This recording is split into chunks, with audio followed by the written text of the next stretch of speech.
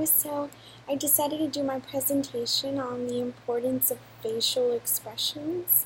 The reason why I chose this particular topic was because I've been in situations where there's a speaker or a teacher or a customer service rep even or a manager, and sometimes their facial expressions just don't align with what they're presenting.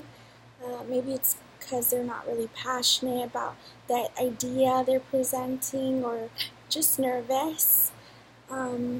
So the first slide is just the title page, and the second slide is just a nonverbal communication, just a brief map, and it explains nonverbal communication and list examples of it, such as eye contact and your posture, your appearance, your body language also.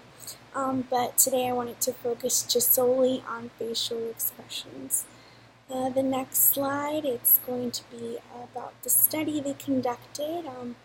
This study was conducted by Darwin, and it explained that facial expressions are universal, meaning every culture has similar facial expressions.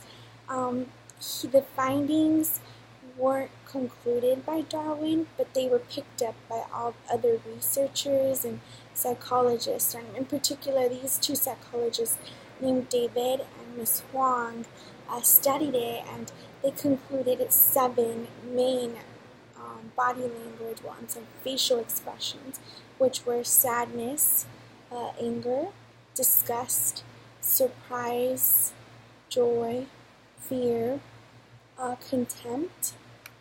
And the next slide will just show those emotions, such as sadness and joy and anger. And they concluded this study by saying because facial expressions of emotion are just part of our history, that we have the ability to read them. So even if someone speaks a different language, it's still very obvious to read that person's facial expression, which makes a lot of sense, and I think that's why it's so important to align your facial expressions with what you're presenting. It concludes with, it is an ability that gets better on the job in our everyday lives, which is true. It does take practice to express, to conduct your facial expression with what you're presenting, what you're speaking about.